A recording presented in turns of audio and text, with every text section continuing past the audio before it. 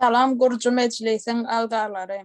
Şuň aprel aýynyň 6-sy 2022-nji ýyl.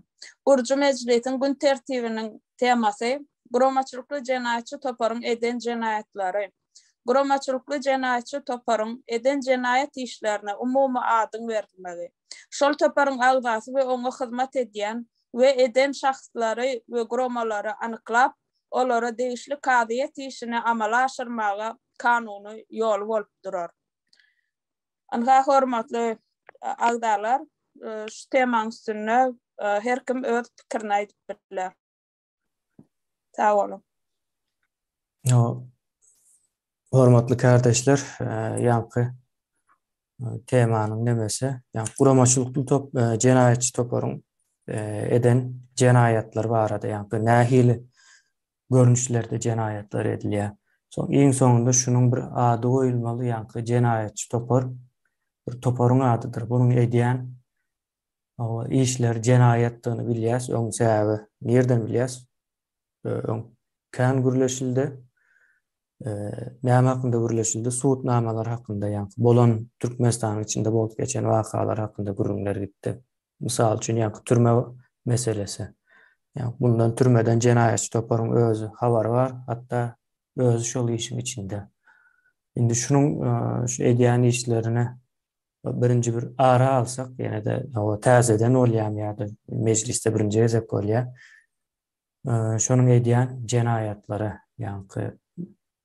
döwletiň içinde diýeli ýa-da ýurdun içinde diýeli edilýän jenaýatlary ara alyp şonuň edýän jenaýatlaryna bir ad berilmelidir. Hökman suratda bu näme üçin ad berilmeli? Resmi taýdan işler alyp baryljagy üçin, jenaýat işleri gozuljagy üçin bularyň edýän işlerine bir teskitleme getirilmelidir. Şonuň üstünde şu işlemekçi bolýar, meclis bolup kardeşler bu arada bir näçe pikiriniz bar bolsa, o pikirinizi alaly.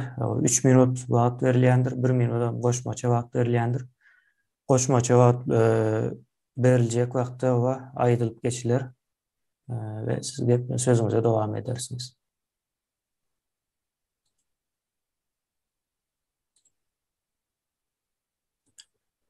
Parahat kardeşimize söz berýän.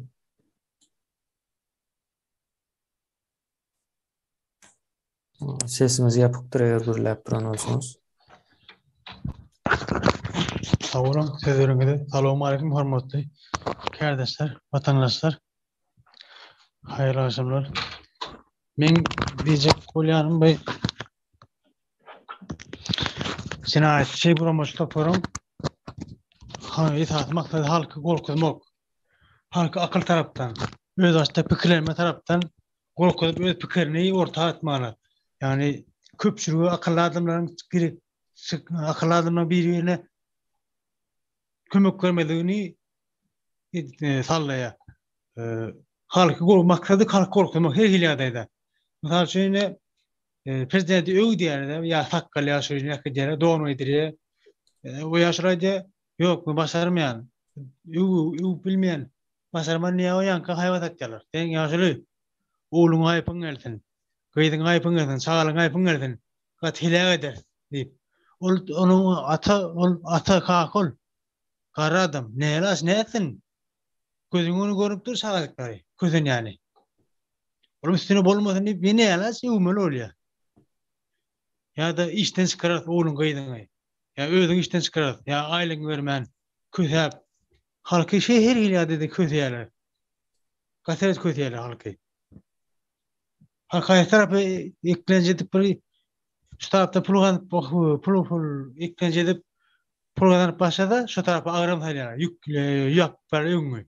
Onu kadavan, bunu kadavan. Yine mesela için nirak varanda neyem için ni soru varanda milisyon neyem için ni soru varmak bolanok diye. Ne için bolanok o? Men düzgün podyan mı? Onu ayda atilmanga. Şunu bolanok. Ayda o kadar ayda tam karar veriyor. Sen bunu diye kilit kaptır. Bunu diye sağlık dispanserine geçirmeli. Men sağa sen men tanıyap bunu ijimka adam bilen, ijimka tanıyan, soruňa jogap beren, akylly urun etseň, olaň jany ýakan okdanym, hagyka denilen dispanserden geçirmelisin diýen.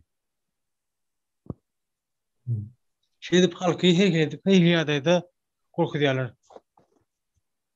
Men özüm gulluk etdim, men elim bilen edenişimde bize buyruk berilýär da, gullukda bize buyruk gelýär. Ýa-ni adamlar jinayet adar şölmüň işgary goşýarlar. Şäheriň içine alanmaly. Marda, Aşgabatda her ýerde bolýan. Tutmaly, kimi tutmaly? Türkmeniň, watandaşyny tutmaly. Näme üçin? Biz propiska boy. Bizim diýe tutjak diýe burun köp tuttuk. 200-300 adam tuttuk. Indi iltilenýärem atullygan ýerde 5 kamera bar, onuň üçin doýla 5 adam taýdan on. Onuň üçin baş ýat bize. Hey, oğlunlar ýaş bilen de berdi komandans çastel. Gitine bu adam işlemene geldi diýdi. Şo adana be doğrudunmy? Özüm pikirleýärde ben doğrudunum. 1 minut goşmaça wagt berdik para dildeşimiz sözüňizi jemlemek üçin. Oğlum şo ýaşlyk adam pikirleýär aklymda galy da şol adam oňa adam eken. Komandans çastel ýaşany, komandans çastel awy. Näme üçin ikinji bir adamlar kösemeli, öz watandaşym, öz türkmenim. Orada şurada gelen ok ya, oğlu eden ok ya, bir öldüren ok. Yok, kadın halklar tarama korkutmak. Ne düşünüyordu tabi şahatlara, çağatma düşünüyorum da okani. Halkı hihiliyat eden korkutmak okani. Gözünü açtırmalık maksadı halkın.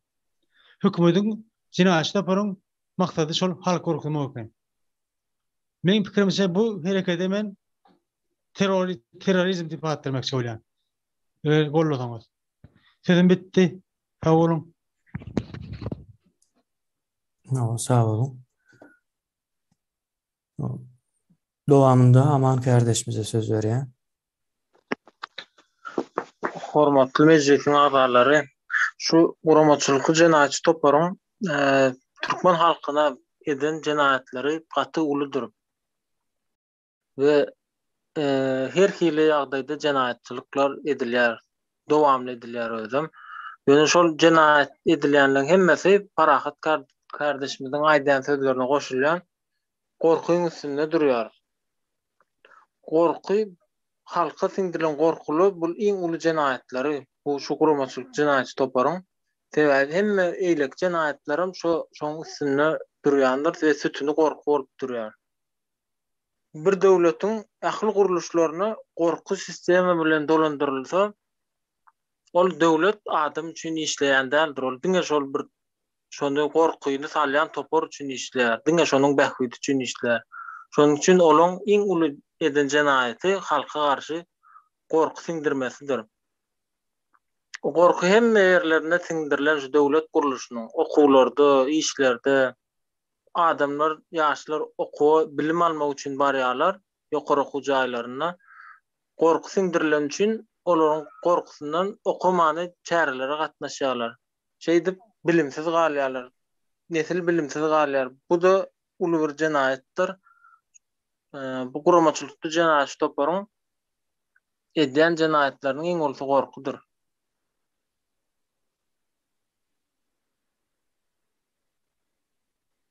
Sözüňizi jemledinizmi?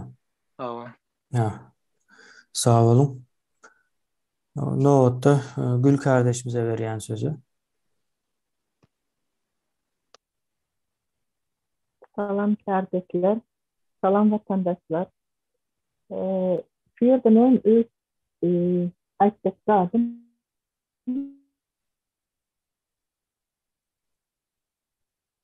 Sesiniz gelmeýär. İnternetiniz goşak bolupdylar. İşlerlerine, başlıklarına aýt. Diýelme. Şu wagt gelýär. Dowam etdilersiniz.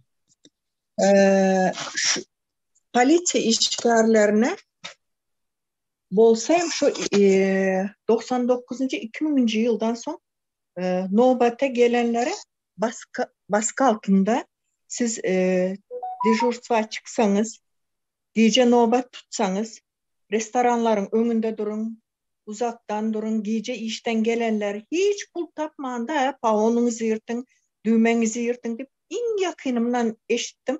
Ahir 6-7 yıl işinden son Spasovs'un Jelani işten çıktı bu bir. İkinci öz başından geçenler.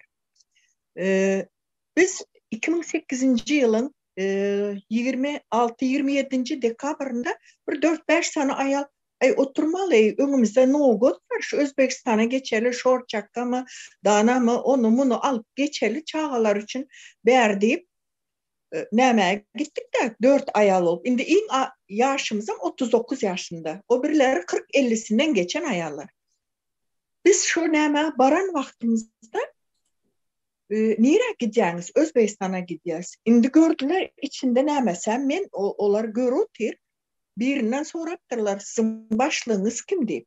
Sonradan bizde başlık yok. Son beni görkeziptirdi. Şu ayal kiminiz sizin deyip. Biz sonra şu Özbekistan'a geçip bir gece alıp alacak zatlarımızı alıp şimdi 3 gün kalma hakkımız var da Özbekistan'da. Gelecek değilse her hayse ayağını bir ayrı näme aldılar. Komitet işgärleri diyemişler de şu ayal bizi satmanı alıp geçiyor deyip arıza yazın diyemiş. O içinde bir amaydı. Bizi kim alsın satsayam şu diye. Beni satsa benim canıma diyecek eğerim yok diyemişler. En sonunda şu eğer var 39 yaşındaki başka sen yalan gepledin deyip doğru geplemedin deyip sen basacak biz. Sen şu arıza yaz bizine yazdık bol çek diyemişler. O ayalam etmiş. Men neymiş ettim? Men neyme arıza yazayım? Men eğerim var, çağım var. Kim beni nire alıp gitsin deyip ağlayamış. Her şeyde hiç kim arıza yazmandan sonra bizi hem geçirmediler. İzimize kaydıp geldik. Siz deydi ertir neyme varın deydi. Levav'ın emigrasyon slujbasının başlığının yanına girin deydi. O yere bardık. Kardeşiniz sözünüz cemlememiz için 1 minut vaxt ver ya. Sözünüz cemleyebilirsiniz. Böyle. Siz bir açık havada gidip gelin deydi.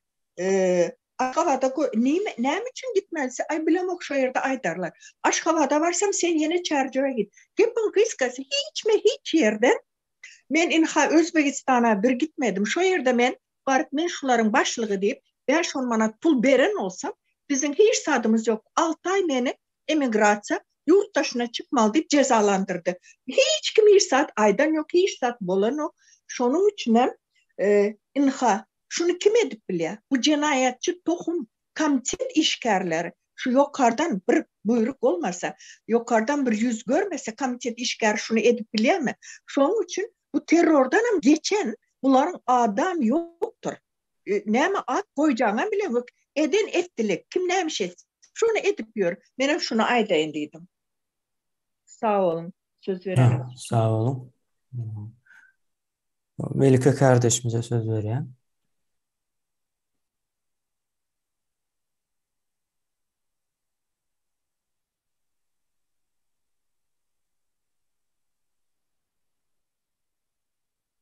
Sesiniz gelen o.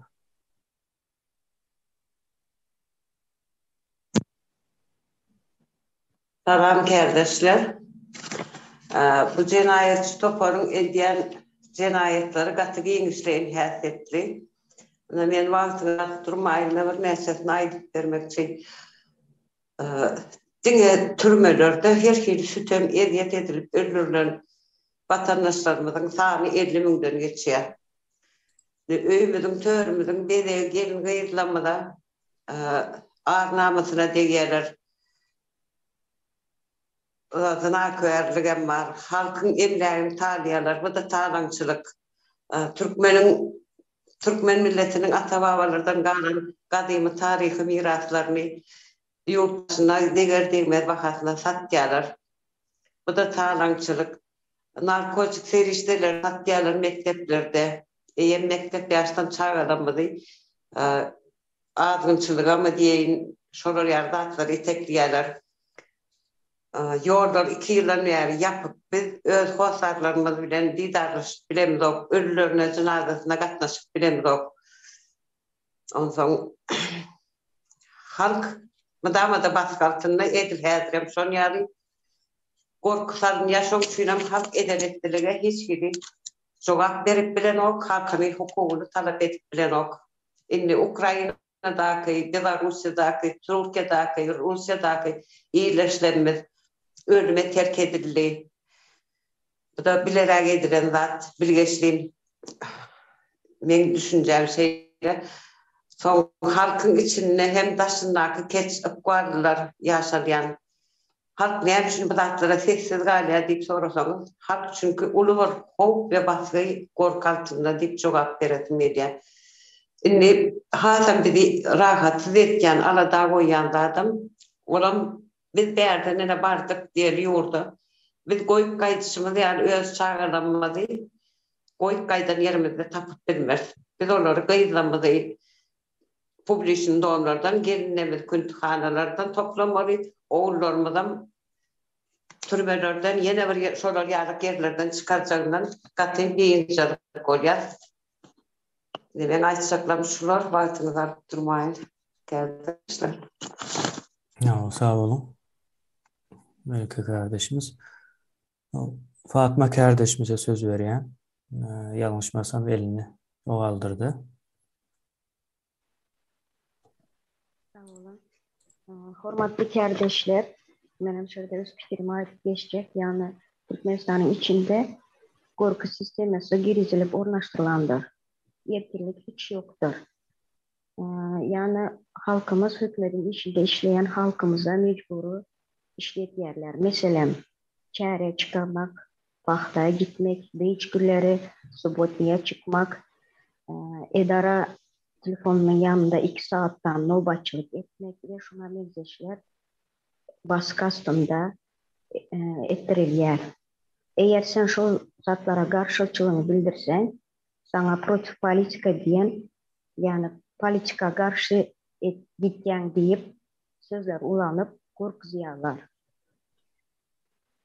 Sonra köp ulanýarlar, senki yalı işçi kapının önünde köptür deyip şeyler sözler köp ulanıp adamları korkuzup işletýärler. Bizim halkımız yani işsizliğin yüzünden yurttaşına çıktı. Yani yarım halk yurttaşına çıktı. Bilsem yanlış mı? Ama bizim devletimiz 2 yıldan beri yolumuzu yapıp koydular. Ben şöyle sorak veresim geliyor. Ne için yolları yapıp koydunuz 2 yıldan beri?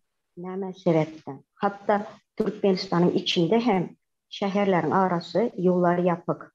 Ne sebepten? Yani ne sebepten bu yolları yapıp koyup halkın önüne de çıkıp siz bu zatları düşündürmeyeniz. Ben onu Türkmenistan'ın içindeki gurmaçılık ve cinayetçi toparlara yüzleyen ne sebepten? Yani Türkmenistan'ın konstitüsyası 127 tane maddası var. Bu maddalarda hiç yerinde ben tapı bilmedim, yol yapıp durmalı diyen maddanı tapı bilmedim. Siz böyle özünüz yazan konstitüsiyalarınızı bozup halkı zulüm aslında saklayanız, yesir edip saklayanız. Yani bu sizin ediyen işleriniz berde açık terörçılığı görkezler. Ama sizin hakkınız yok bu zatları halka görkezmeye, zulüm aslında saklamaya, yesir aslında saklamaya, bir de bizim yurttaşındaki Türkmen halkın yolunu yapmaya sizin hakkınız yok. Kardeşler benim açacak diyeceğim şundan ibaret. Ben bunları hemmesini terör deyip ilan edeceğim. Sağ olun. Söhbet kardeşimize söz veren. Hormatly kardeşler, Türkmenistan İslamlik bir döwlet diýilende, döwletiň ady aýdylanda ilk bilen şu döwletiň birinjilik bilen halky gödegine gelýär, ikinjilik bilen şu döwleti dolandyrýan hökümeti gödegine gelýär-de. Ýöne Türkmenistan döwleti aşuda arasa asman diýip aýdýarlaryny hoş bolmaýan döwletdi, bir tarap döwletdi halkyň ýar bölegi ýurduň daşyndan. Yani özüňiz görüp öğrensiňiz näme üçin ýurduň daşyndan diýilen soragy orta çykýar. Buning sebebi näme? Demek Türkmenistanda iş kıtçılığı, yani iktisadi problemler yeniden devam edýär demek. Ve şol wagtyň özünde hem yurt daşyna çykan halk Türkmenistanlılar öz yurduna dolanyp bilen 2 yılın içinde. Yani bunun sebebi koronavirüs yok diye onu bakanalap yollar açanok ve koronavirüs sebep edip koronavirüs bakanlaya. Bunun sebebi ne için? Bu bir sonra valaması dur berde onu men detaylı anlatıp düşündürüp durmayın. Yönü halk dilinde ne görüyorsunuz özünüz güçlü firmalar var, dünya devletlerine hizmet ettiren ya güçlü adı ve aktörler var. Yani Türkmen halkının içinde şolar ya güçlü firmalara ya kampanyalara ya olmasa şolar ya aktörlere iyi bolan şo vazifalere çıkan Türkmen halkı var mı? Yani gıylansap da sonku 30 yılın içinde yani dünya devletlerine meşhur bolan Türkmen halkı yok. Bu ne için diyilen sonra ortaya çıkıyor, ne için yok 30 yılın içinde? Demek devlet kuruluşunda bir problemi var. Devlet strukturasında bir problemler var. Onun sebebi şu ki Türkmenistan'ı dolandırıp oturan hükümet buna sebep olup duruyor. Bunu ben cinayetçi topar deyip adlandıracaklar. Bunu cinayetçi topar deyip berden gaydiya bu Türkmen halkına eden eliyeti için ve Türkmen halkını şunki derece yetiren için, şunki günleri düşürenler için bunu cinayetler hükümet deyip berden gaydiya buna bir başkaça özüne layık bolan ad koymamızı şunki meclisimizde teklif edýän şu ýerde hem Türkmenistan döwletini käbir owadan sözler bilen allap ýa-ni propaganda edýärler, ýalan sözler bilen halkyň gulagyna ýakýa ýöne şu halky sömürýärler şu owadan sözler bilen. Meselem aýdyn döwlet adamy düşündir diýilen sözler bar. Ýa bolmasa Baltiya berkarar döwletiň baltiýarlyk zamanasy diýilen bir söz bar. Koştatlarının içinde aýdýan bu sözleri, ya olmasa halkyň arkadagy zamanasy diýilen bir sözler bar. Bu sözler ki halkyň özü şonu ses berip ortaga atýan şu sözleri. Ya bolmasa halk öz döwletinden, öz hökümetinden razy bolup şu sözleri ýaşaýyşyna razy bolup şu sözleri ortaga atýan diýilen sonra bar. Elbetde bu sözler 1 minut goşma cevap berýän sözüňizi jemlememiz için. Garşy edilen propagandalar ve halk sömürýärler, halk şuny düşürýärler, bilimsizlikden, ilymsizlikden şolar wagtyň özünde hem halka gorka salýarlar. Bärde hem şu hak hukukyny talep etdilen kuruluşlar bolýardy.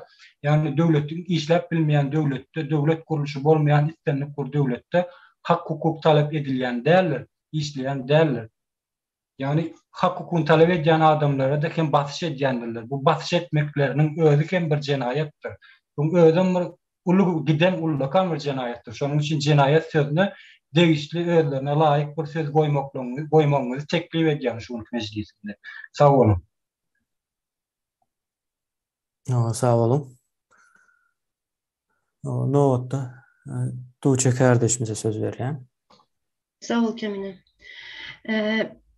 Hazır bizim devletimizde en vacip meselelerin biri yollar. Bütün dünyada hazır koronavirüsten önler, yani koronavirüs başlayan vakti yollar yapıldı ama hazır hemen bütün dünyada açıldı. Ne için bizim devlette açılmadı yollar? Benim fikrimce bu korku, halkta korku var. Bir vatandaş çıkıp ne için yollar yapık, ne için açmayanız deyip aytmayalar. Hazır mesela Türkiye'de konsolosluğda o çıra duralları iver başladılar, yollar açıldı deyip bir neme çıkar başladılar, samolyot vardı. Ama ne için normal adamlar gidip bilmeye, ne için hakkımızı talep edip bilmeye vatandaşlar, korku var halkın içinde. Sonra korkunun yine bir nemesi misal getirin, aeroportta başlayar. Ne için aeroporta giren vaktimiz elinden telefonu, vatandaşın elinden telefonu alıp görüyorlar. Bu şahsı, yani şahsı oluyor telefonun. Ama bir vatandaşın ne için görüyen bu telefonumu alıp da sesini çıkarıp bilmeye. Sonra yine bu korku hakkında yine bir aytacak zadım. Ben hakkımı sorup başlayan vaktim Türkiye'ye geldim. Hakkımı sorup başlayan vaktim benim Türkmenistan'da oğlumu 2 gün zalojniya aldılar. Öye girip bilen yok oğlum. Ne için benim oğlum, benim çağım enesi hakkında cevap vermeli. Ulan bir korku. Yani halka korku saldılar bunlar. Korku, ben bunun adına korku sisteması diye. Sözüm cemledim, sağ olun. Sağ olun. Bilbil kardeşimize söz vereyim. Nowatda. Awalın ine ýanca Tuğçe kardeşime de aytıp geçti. Türkmenistan'a bir adam başka adam için yesir almak ya da bir adamın mertebesini peseltmek, adamların iş yerinden bir kanun boşadılmak, adamların rehmet haklarından bir kanun tutumlar alınmak, verilmedik halatına işinden kovulacaktığını aydıp halka korku salyalar. Bundan başka da bir tapor bir kanun çareler geçirilýär. O çarelere büdjet işgärlerini, ýagny muallimler, doktorlar, okuwçylar ve talipleri çarelere gatnaşmaga mecbur etýärler. Netijede guramaçylykly jenaýatçy toparyň pikirçe şol bir kanun çareler okuwçylaryň biliminden, näsaglaryň saglyklарyndan wajyp bolup durýar. Bütün halky gorkasyna saklaýarlar. Türkmenistan'a konstitusiýany bozmakdan dälle guramaçylykly jenaýatçy toparyň bir kanun buyruklaryndan orkýarlar. Edilşi sebäpden hem Türkmenistan'a hukuk goraýjylar ýa-da sud prokuratura işgärleri kanuny esaslanyp öz başda hereket edip bilmeýärler. Guramaçylykly jenaýatçy topar halkyň şahsy durmuşyna, halkyň jüýsüne açaçan el urýarlar. Maşgalalary oýdýarlar. Ösüp gelýän ýaş nesli tramwero etýärler. Halkyň erkinligini elinden alynan. Bu bolýan zatlar gorkasynak halkyň adat durmuşyna öwürli. Bu edilen jenaýat işleri dine mafya edip biler ýa-da terroristler edip biler diýip düşünýän terrorist diýen sözüň manysy ýa-da halka gorku salmak, terroristleriň kanunyny gawat gelýän ähli hereketler Türkmenistanyň içinde edilip dur. Ene şunu aýdaýyn edim. Sağ olun. Sağ olun. Nowatda Gurban kardeşimize söz berýän.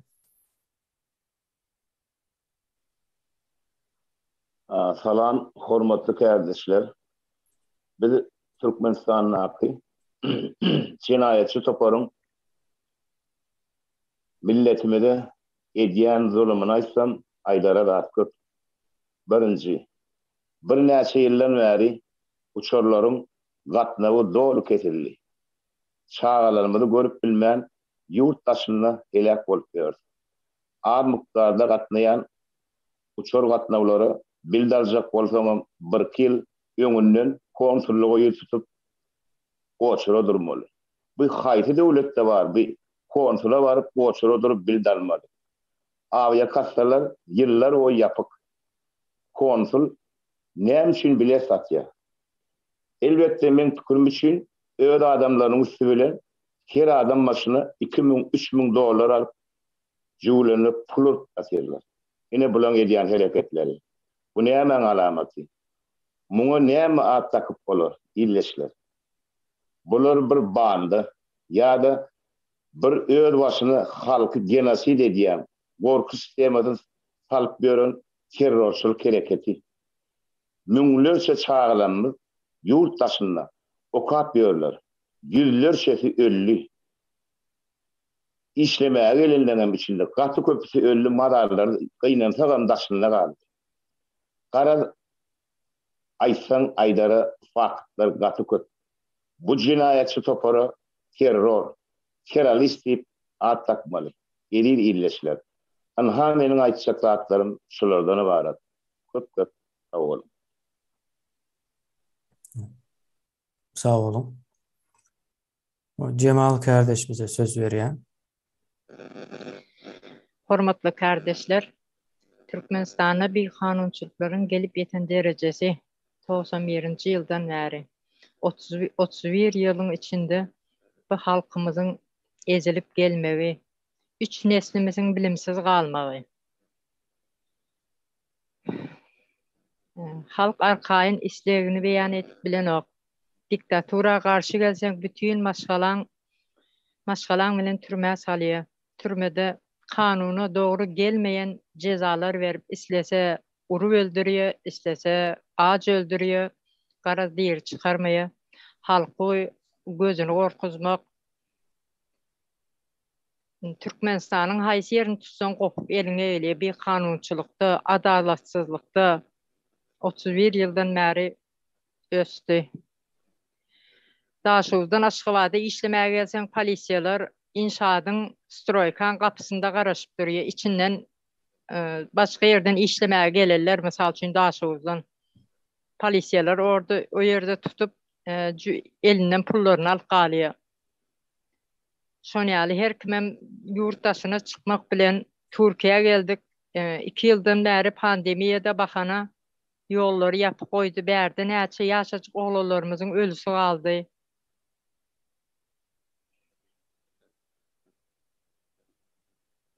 Diyeceklerim bundan ibaret. Şu an tolğunayan bağışlan. Namaz. Sağ olun. Notda söz almak isteyen var mı?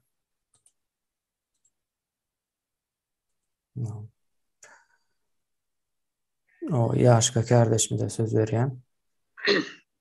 Hormatly kardeşler, şu wagtky watany dolandy Türkmenistan. Hormatly kardeşler, şu wagtky Türkmenistanyň içindäki watany dolandyryp oturan topara biz halk düşmany, jenayetçi topary, watan dönükleri diýip at berip bilýäris.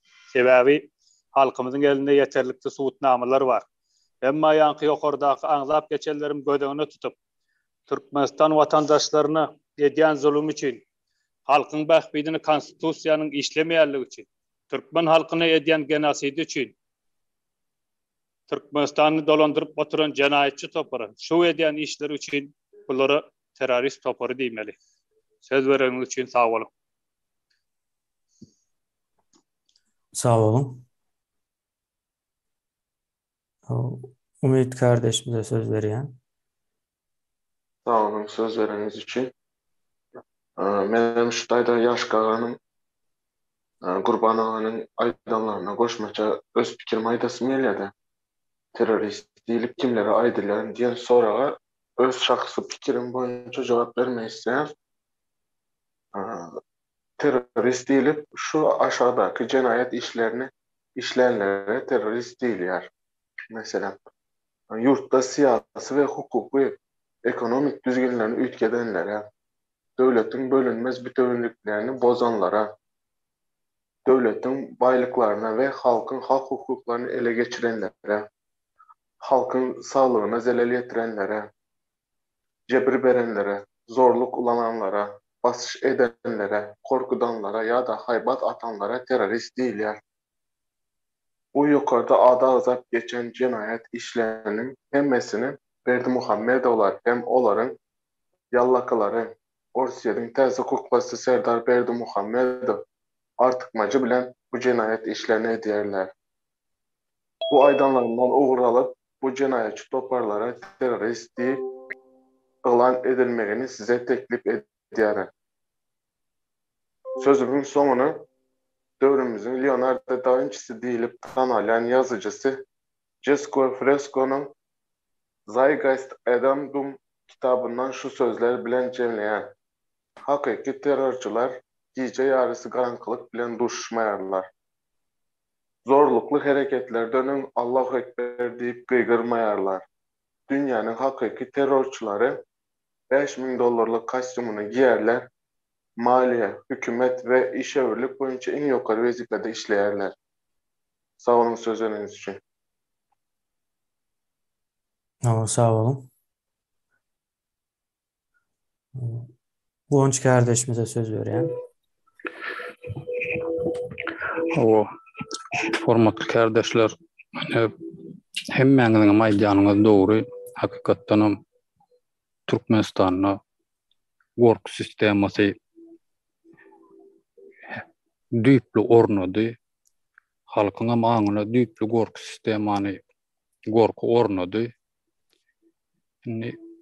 Bunu edýänler hem ýokardan ýurdu dolanýarlardan. On ellerim organ işgärlerini el bilen edýärler. Näder organ işgärleri halka hyzmat edýän ok ýurdu dolanýan jenayetçi topara hyzmat edýärler. Näder şoluň özlerinden sorasaňam hökümete hyzmat edýäsi siýasatymyz şeýle diýip aslynda şolar şey diýerler, aslynda normal döwletlerde, ösen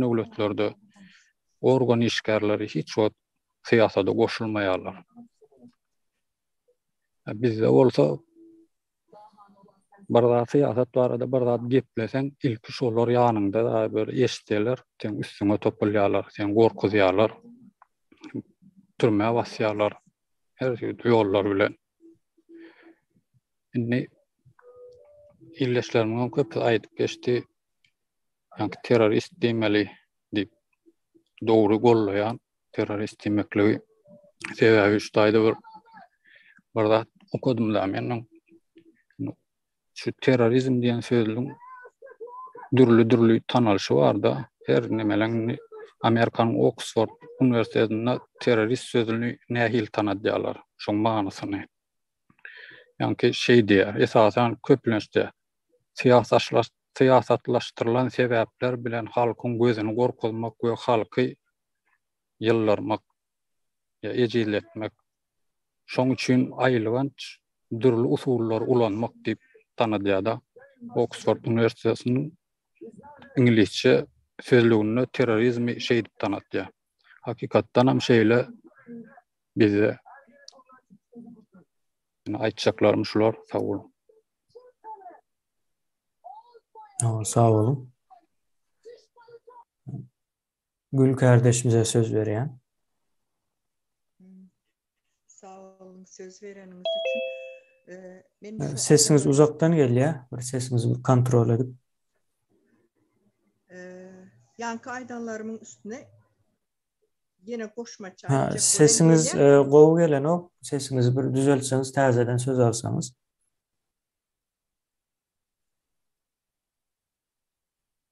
Ola onda men çıkayın şimdilik. Aha. O Novot'ta.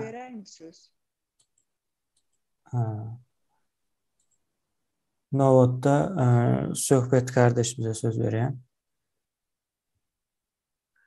Hormatly kardeşler, meclis agzalary, ýa ýakyny Türkmenistanda 12 martda täze prezident saýlawlary geçirildi.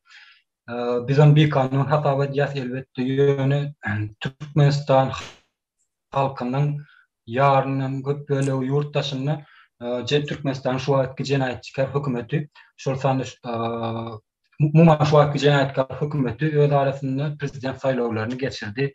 Ýöne şu ýerdäki oturan meclis agzalarynyň hemmesi bu jenaýetçi hökümetiň geçiren bir kanun ýagdaýdaky geçiren prezident saýlawlaryna hiç gatnaşmady. Şol wagtyň özünde hem ýurtdaşyna çykan Türkmen watandaşlarynyň berdemen present diýip almaýyn, barmak basyp sanaýmaly adamsy gatnaşdy ýöne hemmejes diýilen ýer hiç gatnaşmady prezident saýlawlaryna. Onuň özüňiz görýänsiňiz bir düzgünçilikler göz görteli edilip dur Türkmenistanyna. Bu diýmek näme diýmek? Bu diýmek döwlet guruluşy ýok diýmek, döwletiň şo ýerde işlemeýänligi diýmek. Ýani bir sanak adamın eline diýmek. Yani döwlet bir sanak därle bir toparyň eline diýmek bolýar. Hemen berde näme aýdyp geçen, yani halka basyş edýärler diýip aýtdylar. Şu ýerde köp kardeşlerimiz agdak geçdi. Halka basyş etmek özü hem gorkudur. Halk hökümetten gorkmaly, hökümet halktan gorkmaly. Hökümet halk üçin hyzmat etmeli. Şol bolsa, şol wagtyň özünde hem bu hökümet däl, bu mafya guruluşy ýalak bir guruluşdur. Şonu aýdyň hem Türkmenistanyň türmelerinde, tutsawkanalarynda 50.000 sanak, tapmyna 50.000 sanak adamy türmede ýok etdiler diýip aýdyldy. Ýöne şoň maglumatyny nemesini, görkezmesini isleýäris. Biz şondan jenaýetkar hökümetden şu türmede ýok edilen adamlar. Sağ olun, şunu aýtjak bolýar. Sağ olun. Melike kardeşimize söz veriyen. Kardeşler, men ýa-ni söz dakikam yetmedim kadip gata howluk maslahat aýtdym. Şu ýa-ni terörizmiň häsiýetleriniň bardygyny Gonç kardeşimiň aýtanynyň dowamyny azıcık menem goşmak isleýän. Türkmenistanda jenaýet bar, zor salmak, talançylyk, basky, gorky, narkotika zorluk kullandırýarlar, beçebazlyk, zinakarlyk, gorky salmak hemmeden bar. Şu häsiýetden hemmeden eýsem terörizm häsiýetleri dermi. Biram döwlet diýen zatdan hem döwlet diýen sözden gorky bar. Goşadyrnak içindäki döwlet diýen sözden halkyň içinde. Döwlet diýsen gorkup duran olurlar. Döwlet şon ýaly gorkunç zat bolmaly. Döwlet halkyň arkasynda durmaly, halkyň aradasyny etýän döwlet bolmaly. Bizde olar ýaly döwlet ýok. Şunu aýtmak istedim kardeşler. Sağ olun. Gül kardeşimize söz verýän. Sağ olun. Men indi häzir döwlet Sesiniz yine düzelmeýändir, bize gelen ok, yani uzaktan gelýär, eşdilmeýär yani. Böyle çıkıyor. İsteseniz täzeden o girip çıkıp ya da mikrofonunuzu ya da kulaklığınızı bir täzeden bir göz aylasanız. Tamam. Başka söz almak isteyen kardeşlerimiz var mı? Sapara. Sağ olun. Sözleriniz için. Ne şu an Ukrayna'da bolýan zat bar. Ya Kiýewiň töweregindäki şäherjikler var. Buça diye yeni de bir tanak nemesinde. Şonu ne 30 günün içinde bolan zatlaň hemmeti şu taýda näme bolan bolsa Türkmenistanda şu ýagdaýdan hemmejesi bolýan. Hatem 2002-nji ýyldan soň şunu çendi. Şu zatlaň hemmejesi Türkmenistanda ýüz beren bolan. O çağa worlamada o oğurluğum, o ellanılga adamları yençme, kıynama, öldürme, o ağaç saklama, o malın tağlama, hemme yani şonuna bolondadın, yani buçada bolondadın, hemmesi Türkmenistan'da bolup dur, şuran bolup dur da. Inni ne dünya ayağı aldı da. Şu havarları eşitip inni Putin'a yani şoň rejimine näme baha berjegini yani dünýeden siz görürsüňiz. Ýöne Türkmenistan-da biz näme üçin şu bahany bermeliler. Ödem kökü bir yani şu Putinizmin nemeti Türkmenistan şoň filiali. Yani belki de şu taýda şu testini geçendirler. Şu edilip berilen Ukrayna'da edilen dağıtılan hemmesi Türkmenistan'da bolup durun. O halkın reaksiyasını eýlek deyip şonu görme üçün eksperiment eden olmakları mümkün. Ben aýtjakladım şol, şoňa biz baha bermeli.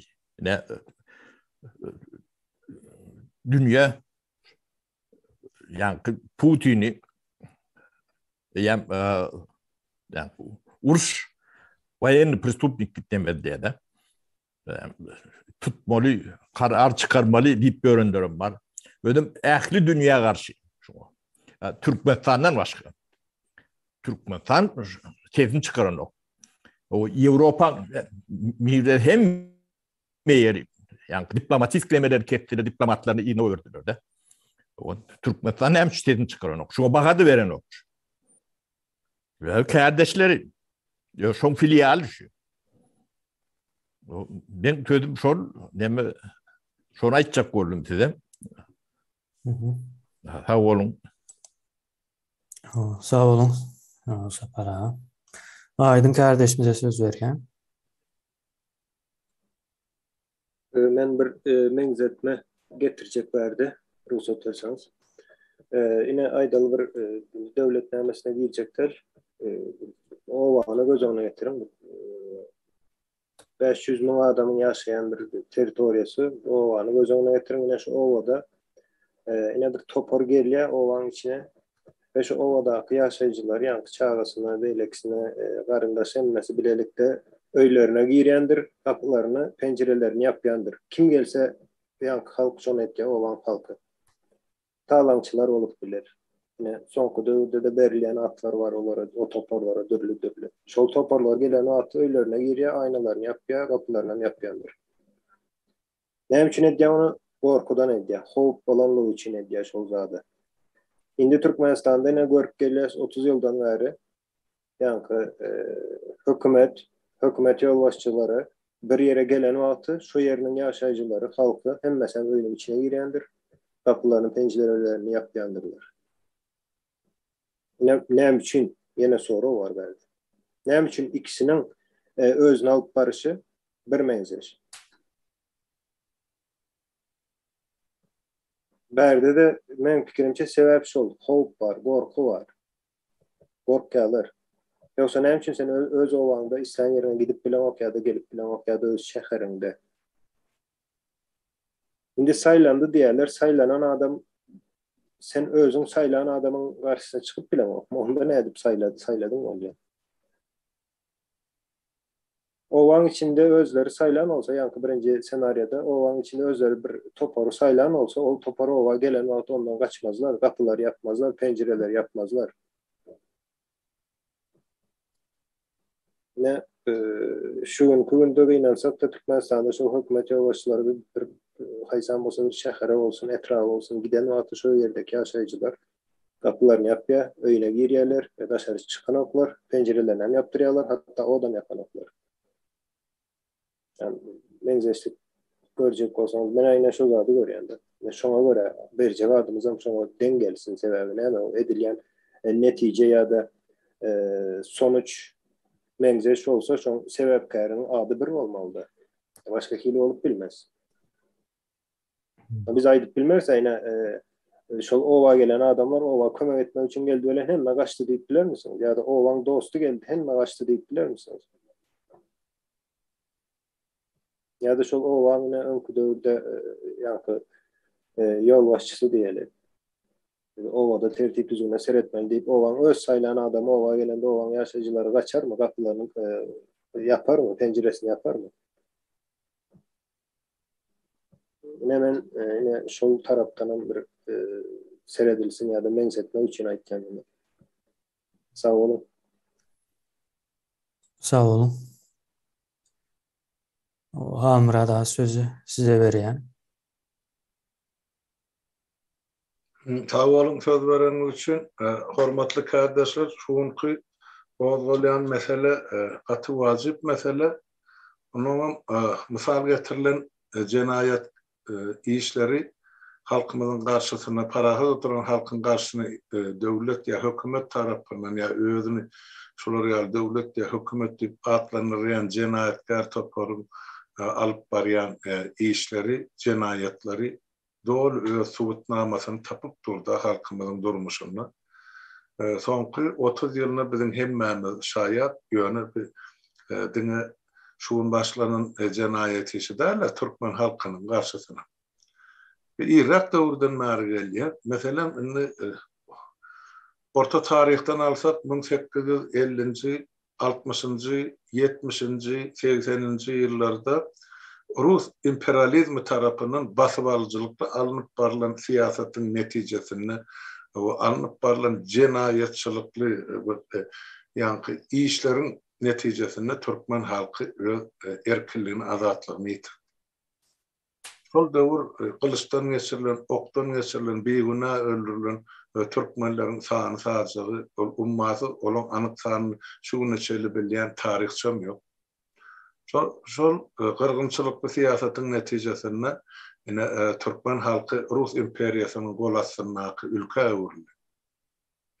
Ondan soňra 1917-nji ýylyň rewolýusiýasyndan soňra ta 1930-njy hatda 40-njy ýyly alınıp barılan ýa-ni Sowet Soýuzynyň ýa Rus ýa-ni basyp alyjylykly alyp baran siýasaty bar da beýleki Sowet respublikalarynyň garşysyna şol halklaryň öz yktyýarlygyny ýogatmak üçin, şol halklaryň yetişen kadrlaryny ýogatmak üçin alınıp baran gyrgynçylygy taryhda eýär Kızıl terror diýip atlandyrýar. Kızıl sözi şu Kızıl goşunyň ady bilen ýa Sowet goşunyň ady bilen atlandyrýar. Şol gyrgynçylykdy ýa şol gyzyl terrordy Türkmenistanlyň 500 miňden gowragy ýok edilip, ýene de şonçora Eýran bilen Owganistana emigrasiýa gitmäge mejbur bolar. Indi Türkmenistan azat boldy diýilen ýyllarynyň başlap 1991-den şuň güne çelli edilýän jenaýetlaryň ählisen şol öňkü agdalyp geçilen Rus imperiýasynyň ýanky terroruny hemde gyzyl terrorda dolu gabat gelýär. Olardanam has elhens bolup durda, eger 21-nji asyrda ýaşaýanlygymyz gözüňde tutsak, adamzadyň ne derejede öňe gidenini bilsek, Türkmenistanyň bolup geçen zatlar beýleki döwletlerdäki ýa bir edilýän terrorçylyk ömedäki Halmyraga 1 minut goşma cevap berýän jemlememiz üçin. Sağ ol. Şol edilýän işlerden has elhens biziň döwletimizde bolup geçýände aýdylyp gelýär. Ene 30 ýyllar begünä ýok edilen, parahat döwletdäki ýok edilen adamlaryň sany türmelerde öldürilen, gynal öldürilen adamlaryň sany 50 000 diýip galýar pesinde. Belki kesse de köpdür, onu ýurda baramyzda belli bor. Onun üçin şu edilýän jenaýatlary ýeke dogry düzüp at olam ene terrorçylyk diýip aýtmagy bizde dogry esas bar. Şonu aýdýan, sağ ol. Sağ olun. Başka söz almak ya da pikir goşmak isteyen var mı?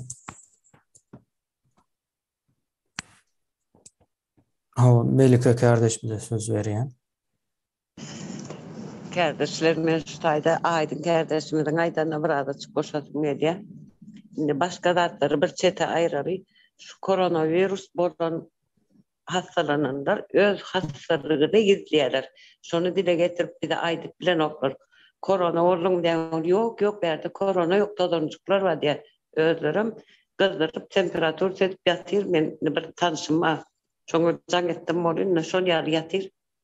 Sonra Aydan ok. Bizde tozoncuklar var yok diye barma bilenem bir ödün hasta olsan hastalığını aydıp bilersin ha. O şol edil konsaygırda yaşayan yani hakiki baskı, korku şolun her birinin üstüne bağ. Ondan sonra yine Ukrayna'da odun içinde, söğüşün içinde kalır çağırlar. Hiçbir enata çağırasının şolur yerde kalmağını vermez. Her radide şotaydan çıkarır. Diymek şu korkuyu baskı altında kalıp öz çağırları sükes çıkarıp bilen oklar. Getirmen çağımı ya aç yolları deyip bilen oklar, kes çıkarıp bilen oklar. Bunun korkuyun alamatları. Yoksa çağımı şu odun suyun içine koymursun, ayıratsa olsun. Bu da şu korkuyun güçlülüğü. Şu tayda korkuyun baskıyın bağlığının alamatları. Ya derdi ölünün bozlarları yekece ses çıkart bilmedi. Yıllar boyunca ölüp gel oturuyor. Bir hepte de 4-5 ölü var. Onun yekecesinin bozları men ölüyümü alacak cınazamı getirecek ya. Aslam ağır yatır olmayan şunu ölmeyen öyüme getirecek demedi. Bu da korkuyun alamatları. Bağışlan şuları açacaktım. Sağ olun. Melike kardeşimiz. Parahat kardeşimize söz veren. Sağ olun hormatly kardeşi Yankı Aydın'ın kadar üstünü yetirmekler. Men Türkmenistan'a yaşapıyorum. Serhatçakı oğurluda şehirlere geçmek mesela için Kuşka, Dağıtvaları ya tarafı Dağışoğlu'nun çitarak yerlerine gidecek olan profit gerek. Ne yapıcı profit gerek? Ben konuşayım ha. Ben konuşayım ben. Gecem kalkam ayarlanım ama gidip gelecekten yok profit gerek. Ama ben ilim yararlı atışmanı tutuşma öğrenmek düşünürüyen olmanın boranok diye ne için boranok diyen dedi sen diye killem o der. Ana çok yapaydılar. Bari halk korkumak kırnak kenarda halka zulüm aslında korkup hakkını eline almak halkın. Akıllı yok etmekte, akıllı önümüze çıkaran olsa seni ya çetleştirip insanı seni mal akmalı diyorlar, sopa soktu. Milleti mal akmalı diyorlar, hiç mi aradan çıkardın getirmeyecek şekilde taşlarlarda. Hakim ol, bütün oradan olay test yoğuştan çetleştirip insanı mal akmalı mecbur diyorlar. Olmadım çağlaňy okuwjadaklarydan okuwdan gowjak, çağa okuwdan gowjak, näme etsek diýip çağlaňy basyşyr goýmak. Hemmetini halka gork salmak üçin, gorkasyny ýatmak üçin. Sag bolun, hormatly kardeşler. Sizleriniz için. Murat kardeşimize söz berýän.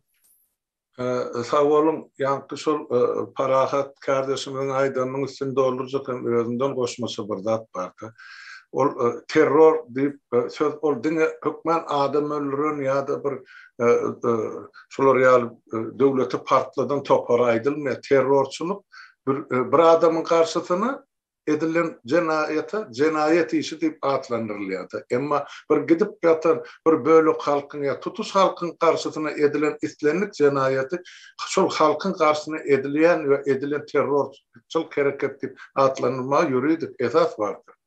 Meselem ýanky şol aýdyp geçdi bir obadan beýle gowa bir tarapdan beýle ketrap aýdal bir welaýetden başga welaýete barmak gadagan. Ol eýen bir adamyň hak hukuky şu etraplarda ýa welaýetlerde ýaşaýan ähli halkyň hak hukuky kesilýär. Şol hak hukukdan halk mahrum edilýär. Bilim terrorçylygyň bir formasy. Meselem 93-nji ýylda Niýazow halky aksın qarasın köberli utanman televizora çıkıp qaramaya halk diýip atlanıp başladı. Türkmenistanyň halkyny. Ol bir adama sen qaramayak ýa sen erbet diýse ol seni mene görün ýa bir adamyň garşysyna edilen jenayet diýip aýtsa boldy.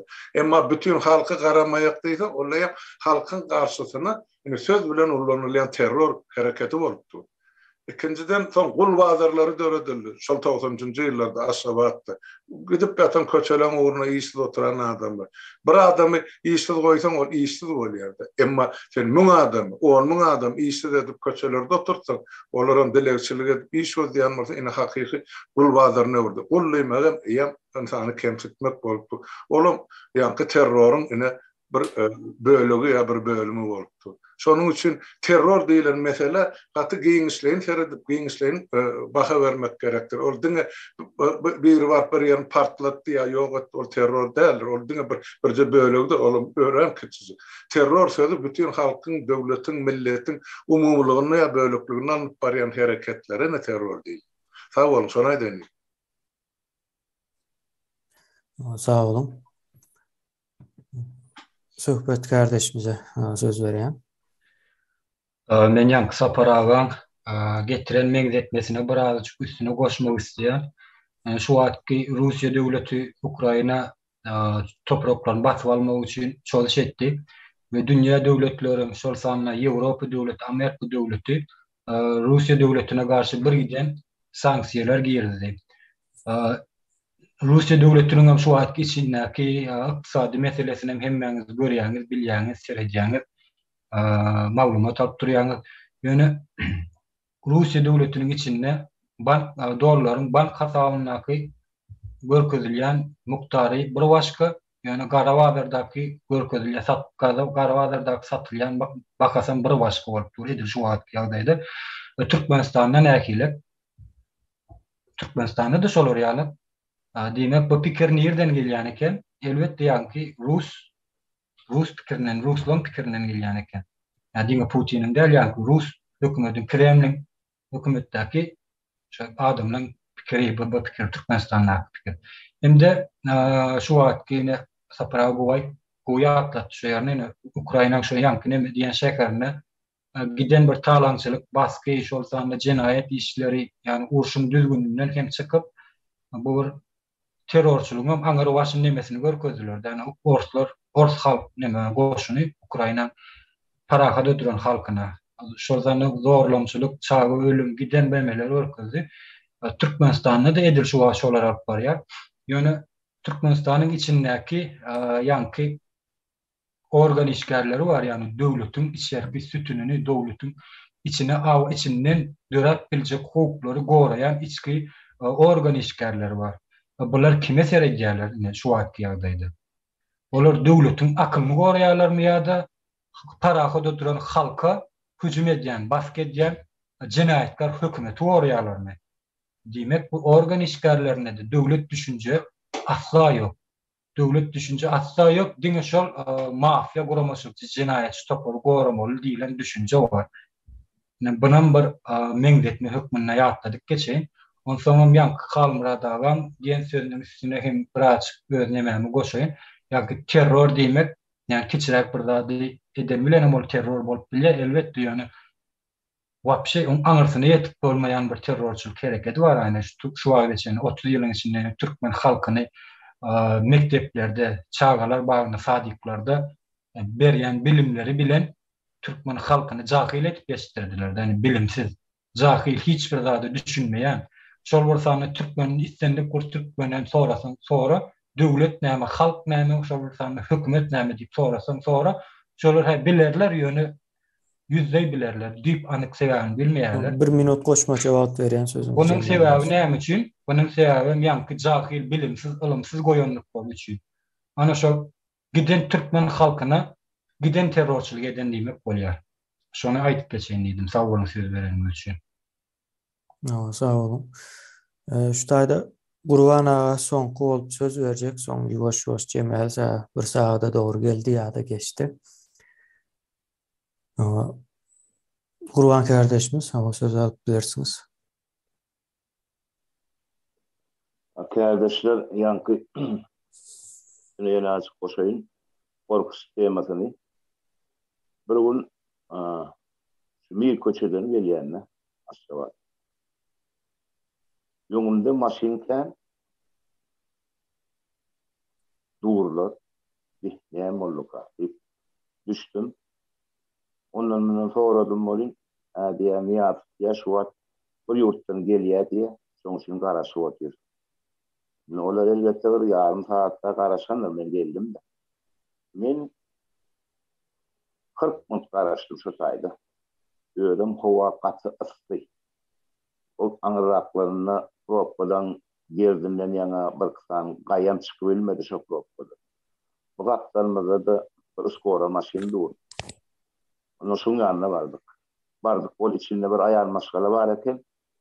Olam şol bandyta akçak bolup duronna. Ýepin tümmekleri ýanky aýal maşgala şu saçda bilen dowtorlar şoňa ýetişmedi, şo helak boldy şo ýerde. Inha prezident bütün halka şeýle korkus temasyny salýar. Indi ýa bolmasa da ol podvozkada täze hanan jaýlarda ýok, man sen atışgany ýap oturma. Prezident geçäýdi. Öýlem aşgawadyň paşty ýarsyndan köçeler ýapylýar. Ine korkus temasyny näde öýredýär. Ine jemläp vatandaşlar şunu aýdaýyn. Hayır, yerine tuttum, tutup oturmadım. Bir cinayet stopor çüyredi, açık çüyredi. Sağ olun. Sağ olun. Kardeşler, söz almacak olun. Soňky yine iki kardeşimize söz berýän, ondan soň söz almacak olun. Wagtymyz çäkli bolan üçin. Aman kardeşimize söz berýän. Hormatly mejlisiň agzalary, biz şu taýda gorkuýuny bir ýara hökmünde kabul edip almalydyr. Sebäbi köpçülik topara ulanylýan her hil ýaraglar var. Mesela fiziski zeper ýetilýän ýaraglar var, psihologiski zeper ýetilýän ýaraglar var. Şu gorku da şol psihologiski zeper ýetilýän uly bir ýaragdyr. Şu hökümet haçandan bäri şol ýaragy ulanyp gelýärler. Köpçüliklerin halky bir gyrgynçylyga getirýän ýaly ýarag hökmünde kabul etmeli şu gorkuýdan. Ben goşmaça şonu aýtjakdym. Kardeşler. Sağ olun. Kuvanç kardeşimiz. İň soň bolup size söz berýän. Sağ olun. Sağ olun kardeşler. Kardeşler, men bir meňdetme getirjek bolýan. Ýani Halmurad aga dogry aýtdy. Ýani terror diýilýän köpçülüge gorku salmak üçin edilýän bir kişiň işleýän bir ýerine bir ağrı vardır, ganalyk vardır. O zatlar terror dälik gat dogry eldi. Eger şonu ýaly bir kişi ýa-ki jinayet diýişin bir kişiň ýok etmek üçin bir ýerine etýän ýa-ni ýokardaky oturan nemelere edilýän bolsa şoňa terror diýen bolsalar diýmek şol.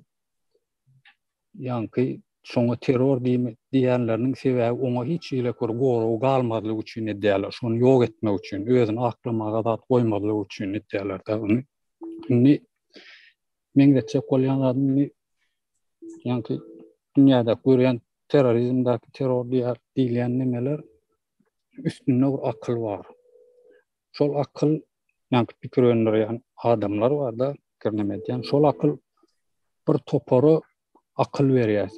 Şo toparyň işine geläjek, şol ýalakatlar edýän toparadan o toparyn barýanlar samolyot bilen bina urýanlar, özlerini partladýanlar, şeýdi bir belli bir maksatda ýok diňe. Maksat belli bir kişini ýok etmek üçin maksat ýokda diňe halkyň gözüne gorky salmak üçin. Indi şunu men bizdäki döwlet ýa-ni Türkmenistandaky döwlet diýilýän näme geçjek bolýanlar şu jenaýatçy topary. Indi şularda şonu ýalak bir ýokardan bir berilýän akyl bar, şonu ýerine ýetirýänler bardyr. Organ işgärleri. Onu şolar öz ýa-ni tawsyrlagy ýerine ýetiren soňlar hemmesini ýoklaýandylar. Taryha seredik göräň arka. Şo hemmesi ýokardan başlap ýok edilýänler, esasy ýokarda akylar. Şonu näme kim bilýän bolsa, şolar ýok edilýär, ana şol terrorizmdir. Köpçüliklerin gorky salyp edýän adamlary gezekligine ýok edip, persine bir iş berip ýok edip, ana şonu meňdeçe golunda. Sag bolun. Sağ olun kardeşler, hemmenize de gymmatly pikirler aýtdyňyz.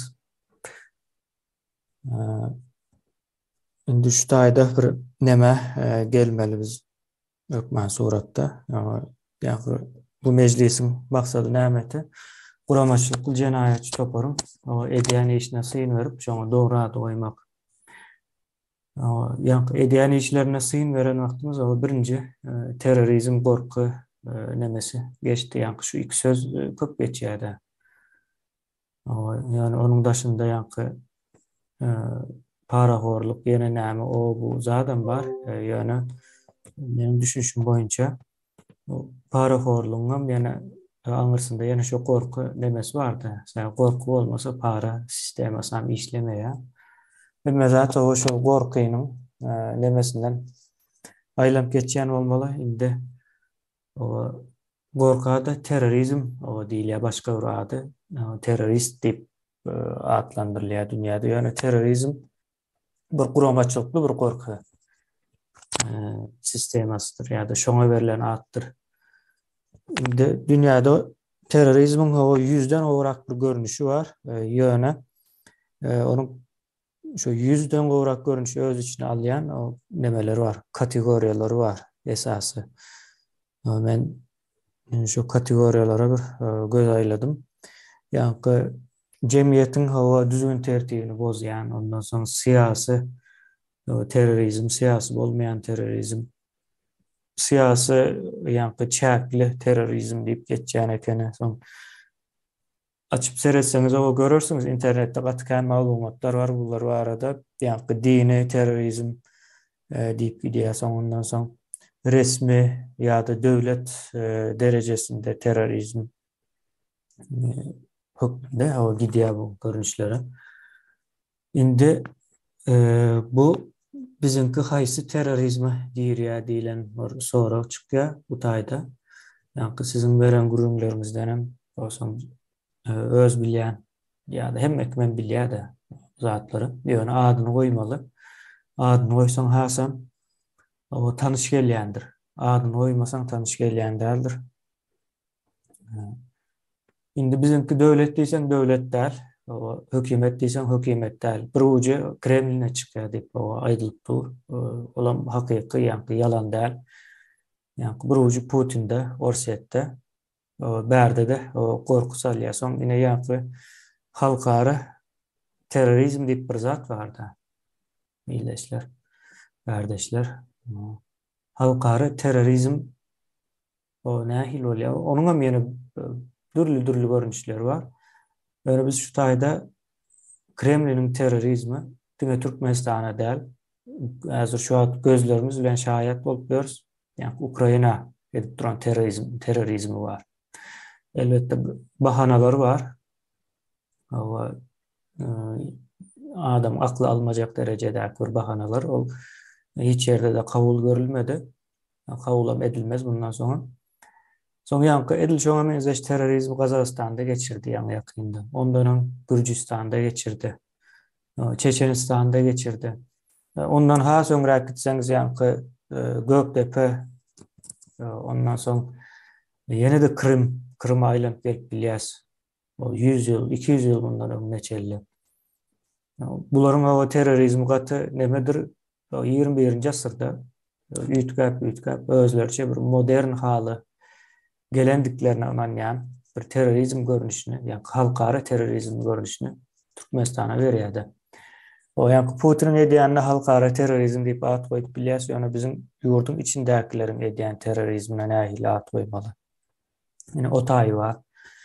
O belki bugün vaktimiz yetmez. O önümüzdeki günlerde, önümüzdeki mecliste bunu gururun edipler. Yani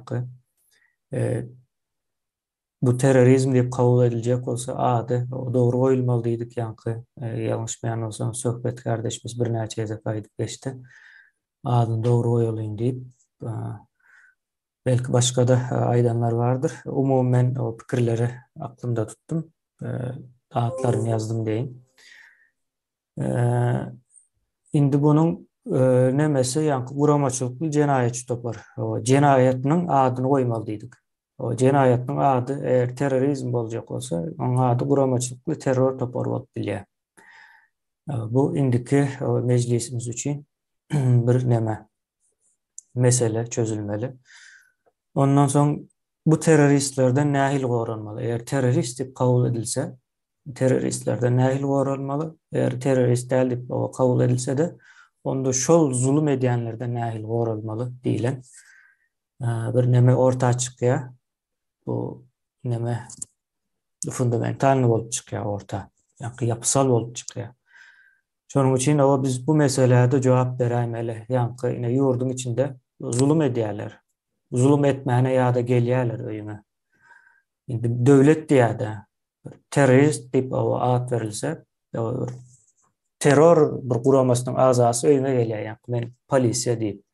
Şoňa garşy näde goranmaly?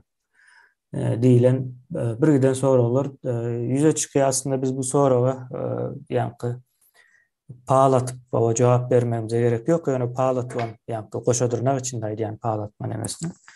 Paýlatwan o jogap berip bor, dogry jogabyny berip bor, paýlatsaňa yani ýene goşadyrnak içinde. Ýöne bunun mysallary bar. Yani bizim Türkmenistanymyzyň taryhynda bolup geçen, özüm ýaňy ýakynlarda bolup geçen we hemmäniň hem habary bolan bir mysal bar. Ýani Ajdar wakasy bardyr. Ajdar wakasy yani Ajdaryň şu eden nemesi o nereden gelip çıkıyor hareketi. Ayağını, ejesini tuttular, gavap sakladılar. O gelmesen ikisine de zorluk ediyaz. O ne diyaz, bu ne diyaz deyip yankı Ajdarı psikolog baskı ediyor. Yankı gelip özün tavşırsın bize diye de. Yankı. Bunu kim edip biliyor yankı? Bilbil kardeşimizin Ayşeyalı yankı. Bir adamı başka bir yakınının üstüyle korkuzmak ya da şonu bilen şantaj etmek. Bu mafya neme işi, mafyada terörizm ediyse, korkusal ya da mafya hiç açan anam olmaz. Bulara edil şonun yalı. Son yankı Ajdar näme etti? En sonunda o eline yara alıp ölýänçe atışmalı oldu. Yankı Ajdar'ın eline yara alıp ölýänçe atışmağı yankı teröristlerden goranmagydyr. Yine bulam bundan sonraki meclisimizde gürleşeceğimiz, hatta karar alacağımız şu an bir karar alamız yok. Üstünde gürleştik. Meseleni genişlettik. İndik meclise de o bir pikir ütkeşikliği yeni bir zat koşmaça girizecek olsa olaram dikkat alınır. Yani esas yine adı koyulmalı doğru bir derecede. Ondan sonra o ne edip korunmalı şol nemeden. Yani biz täze Türkmenistany kurýan o neme bolup, yani meclis, gurucu meclis täze Türkmenistany gurup konstitusiýasyny tasdiklap berjek bir gurama hökmünde gitjekdir ýoş-ýoşdan öwürlüp ösüp ýa-da diýeli. Indi biz şu zatları häzirden karar almak bizim borcumuz. Bizim o halk, yani şu taýda jemlenenlerden hemmesi halk, hiç gaýsam bir resmi ýa-da bir neme derwet niyetli adamlar däl. Hemmäniň niyeti belli, ýa-da ýurdu o şu terörist diýjek bolsak teröristlerden, o ýa-da jenaýatçy bir topar diýjek bolsak jenaýatçylardan, ýa-da zalimler diýjek bolsak zalimlerden halas etmek, arassalamak, gaýdyp döremez ýagdaýa getirmek bizim behbitimiz. Men şu taýda sözümü şunu ýalyp jemläýin. Sapar ağa bilen Halmurad ağa söz almak isleýär, men olara bir-birden söz bereýin. Köp uzatmak şerti bolmaksızsın. Mesela jemlemekçi bolýar. O Sapar ağa sizden başlayalım. O tawar kemine bir gıykıcı aýtjak, bizim jogap bermeli soragymız halk öz watanyna näme üçin gorka saganda ýaşamady? Bilen soragymız jogap tapmalylar. Näme üçin o öz watanyňda, öz ýurdunda sen hökümetinden gorkup ýaşamady? O hökümet bolýan bolsa, şo soraga jogap tapmalylar biz. Men şonu aýtjak boldum. Sağ olun. Sağ olun Sapar ağa. Halmurad ağa. Kemene gaty soragy dogry goýdum da indiki meclise indi şu eden şuunki ýanky gurumyzyň netijesini näme bilen tamam, näme karar kabul edýär. Şol döwlet başyna oturan jenaýatkar topar, jenaýatkar toparmy ýa-da bular terrorist topar? Eger jenaýat bolsa, ýa jenaýatkar bolsa, ýa-da islenip gurumçylykly jenaýatkar topar bolsa, onu kanun esasyna çäri görüp bolýar. Kanunyň çägine şolara islenip jezany berip bolýar. Emma terrorist topar bolsa, ýa olaň edýäni terrorçylyk hereket bolsa, olara kanun ýazylmady. Olar kanundan çıkıp hareket edýän adamlara bizim şolara kanunlara tabi bolup olara ceza çäresini çykarma borcumuz ýok. Terrorçylar tutulan ýerine ýok edilýär. Ya tapılan ýerine. Bu dünýäde bar tarih. Olar ýesir amanlama. Sebäp olar umumy adamlarda ýa-da bir döwletiň bir halkyna ýa-da halkyň şol bir bölegine eziýet berýän topar. Olary göni sen jenaýatkar diýip aýdanyň bilen olarda kanuny madda ýok. Terrorçylar elmidam ýok edilýär. Eger biz indiki kanun çykarjak, kabul etjek kararymyzda şular terrorçylyk topar diýip aýtsak, bolly olar kanundan çykan adam, olar tapan ýerinde, tutan ýerinde ýok etme halkyň haky bar. İslenlik formada. Terrorçylaryň diňe şeýle terrora garşy diňe terror ulanylmaly. Terrorçylary we terrora garşy kanun ulanylmaýar. Ýok şeýle kanun.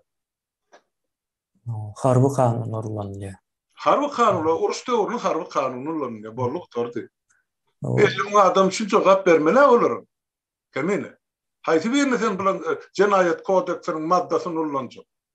Bam şoň ýaly ceza şulara ýok. Halmurad ağa, men sizin sözüňize bir neme goşaýyn. Ähli jenaýatçylar terror bolman biler, ýani ähli terrorlar jenaýatçydyr.